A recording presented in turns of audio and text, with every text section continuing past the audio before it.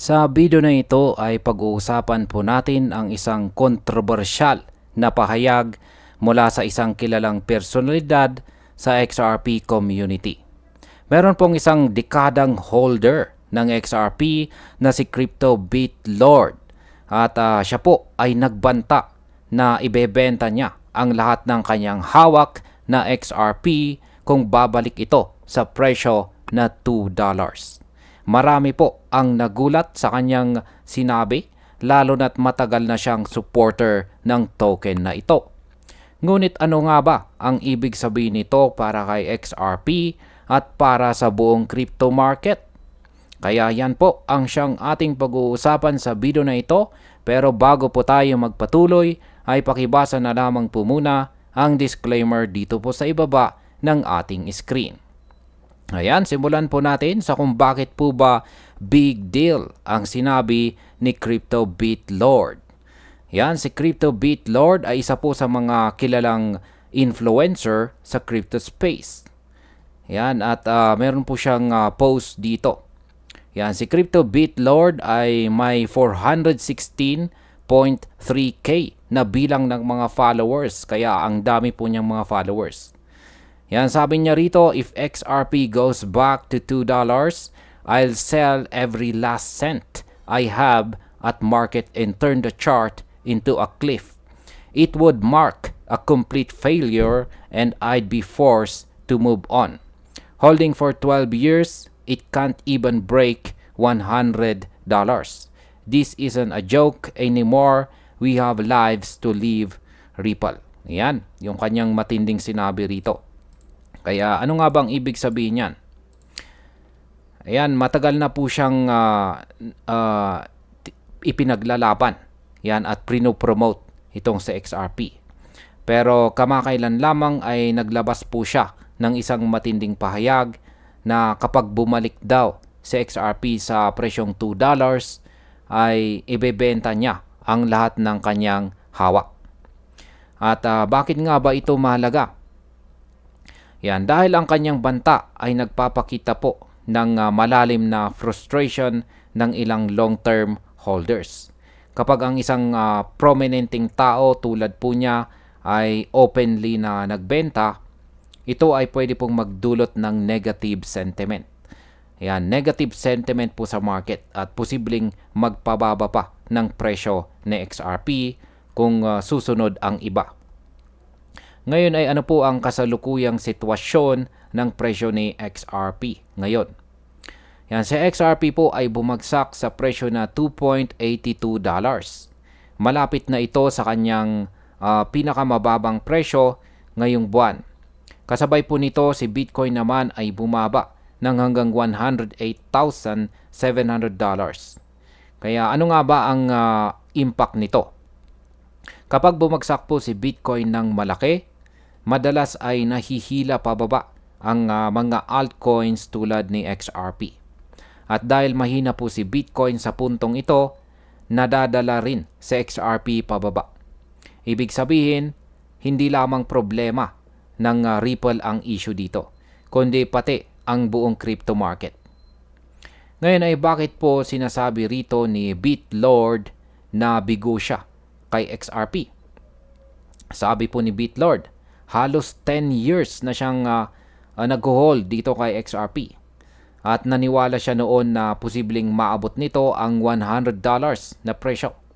Pero hanggang ngayon ay hindi man lang ito lumapit sa target na yan. Para sa kanya, ang 10 years na paghihintay ay isang pagkakamali na nagdulot ng malaking financial at personal na pagkalugi. Kung tuluyan pong bumaba sa XRP sa $2, ang dating matinding supporter na ito ay posible pong maging isang malakas na kritiko. At kapag nawala ang tiwala ng mga long-term holders, maaari pong magkaroon ng chain reaction na siyang magpapabagsak palalo sa confidence ng market. Ngayon ay ano naman po ang sinasabi ng ibang mga investors yan, sa community? Hindi po lahat ay sumasang-ayon dito kay BitLord. May ilan na nagsasabing kapag bumaba si XRP sa $2, malaking buying opportunity po yan. Halimbawa, isang user na nagngangalang Regretful Vet ang nagsabing hihiram pa raw siya ng pera para makabili ng mas maraming XRP kung mangyari yan. Pero nagbabala rin si BitLord at sinabing hindi dapat maging sobrang optimistic.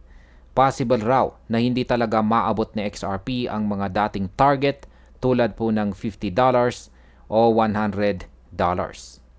Kung tama po ang kanyang babala, malaki ang epekto nito sa mga investors na umaasa ng matinding pag-angat. Ngayon ay ano po ang ipinapakita ng ganitong sitwasyon sa XRP community? Makikita po natin na hati ang opinyon ng community. May mga naniniwala pa rin na si XRP ay may bright future. Ngunit meron ding tulad ni BitLord na nawawalan ng tiwala at pasensya. Ang ganito pong klase ng debate ay nagpapakita na kahit mataas pa rin ang presyo ng XRP kumpara noong nakaraang taon, hindi pa rin ito sapat para masatisfy ang mga matagal ng holders. Kung patuloy po na mawalan ng tiwala ang mga unang supporters, ito ay pwedeng magdulot ng selling pressure.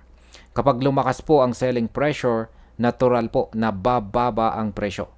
Ngunit sa kabilang banda, maaari pong pumasok ang mga bagong investors at bilhin ito bilang bargain kung makitang mura na ulit ang token. Bilang panghuling katanungan ay ano po ang mas malalim na ibig sabihin ng pahayag na ito? Sa madaling salita, ang pahayag po ni BitLord ay sumasalamin sa realidad ng crypto market. Wala pong kasiguraduhan at kahit gaano katagal maghintay, hindi po garantiya na aabot ang isang coin na inaasam mong presyo. Para kay XRP, malaking hamon po ang patuloy na pagpapanatili ng tiwala mula sa kanyang community. Ang presyong $2 hanggang $3 ay hindi na maliit kumpara sa nakarang taon. Pero hindi rin ito sapat para sa mga taong naghangad ng $50 or higit pa. Ang tensyon na ito ang nagiging dahilan kung bakit mahirap magkaroon ng sustained growth itong si XRP. Yan bilang panghuli. Para po sa akin, ang sinabi po rito ni BitLord ay isang wake-up call para sa buong XRP community. Totoo na mataas pa rin ang presyo ni XRP kumpara sa mga nakaraang taon, pero hindi lahat ng investors ay handang maghintay ng sobrang tagal. Kung tuluyang bumaba si XRP sa presyong $2, maaari pong magkaroon ng panic selling. Pero maaari rin itong makita ng iba bilang isang golden opportunity para pumasok at bumili. Ang impact po nito sa market ay nakadepende kung alin sa dalawang side ang mas magiging dominante. Kaya sa kabuuan, ipinapakita lamang nito na si XRP ay nasa isang kritikal na yugto ng kanyang kwento. Kung magpapatuloy ang kawalan ng tiwala mula sa mga matagal ng supporters, mas magiging mahirap para kay XRP na maabot ang mas mataas na presyo sa hinaharap. Ngunit kung makakahanap siya ng paraan para muling patatagin ang kumpiyansa ng kanyang community, posible pong manatili pa rin siya bilang isa sa malalakas na player sa crypto market.